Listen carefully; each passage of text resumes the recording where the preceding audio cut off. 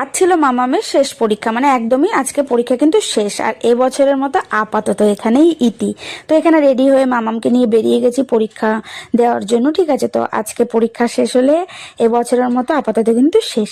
তারপরে যথারীতি পরীক্ষা দিয়ে চলে গেছি আমাদের গন্তব্য স্টেশনে চা খাওয়ার জন্য। তো আজকে যেহেতু লাস্ট, আর এখানে দু একজন মিসিং আছে, সবাই নেই। তো এখানেই দেখো সবাই আমরা কথা বলছিলাম যে আবার 1 বছর পর। ঠিক আছে, তারপর আবার অনেকে অনেক রকমভাবে জিজ্ঞেস করছিলাম যে এও অনেকের আর কি স্কুল চেঞ্জ করার ব্যাপার আছে কিনা। তো না, আপাতত স্কুল কোনো চেঞ্জ হচ্ছে না, এখন অব্দি এখানেই আছি। এই যে দেখো সবাইকে তোমাদেরকে দেখিয়ে দিচ্ছিলাম।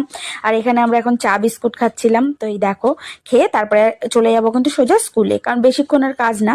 তো এখানে আমরা সবাই অনেক কিছু গল্প গুজব করছিলাম। এই দেখো তারপরে এখানে একটু ছবি টবি তুলছিলাম। তো ছবি টবি তুলে তো তারপরে চলে গেছি। এই দেখো সব হচ্ছে গ্রুপ একটা ছবি তোলা হলো পুচকুগুলোর, আর আমাদেরও কিন্তু একটা গ্রুপ ছবি তোলা হলো। তো যাই হোক, এখানেই দেখো আশা রানী এখন সবাইকে জড়িয়ে ধরছে, বলছে আবার সবার সাথে 1 মাস পর দেখা হবে, কারণ আবার সামনের বছর। ঠিক আছে, না সামনের বছর না, তার আগেই দেখা হবে যখন রেজাল্ট হবে। তো যাই হোক, এখানেও সবাইকে এই যে গলা জড়িয়ে ধরে ধরে বলছিল যে আবার 1 বছর পর দেখা হবে। এই যে বিউটি একটু কান্নাও করে নিল সেই উপলক্ষে।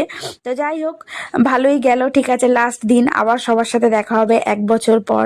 ঠিক আছে, 1 বছর। ঠিক আছে, আর নতুন যেদিন রেজাল্ট দেবে সেদিন দেখা হবে। তাছাড়া মোটামুটি গিয়ে সেই সত্যি আবার নতুন বছরে সবার সাথে দেখা হবে।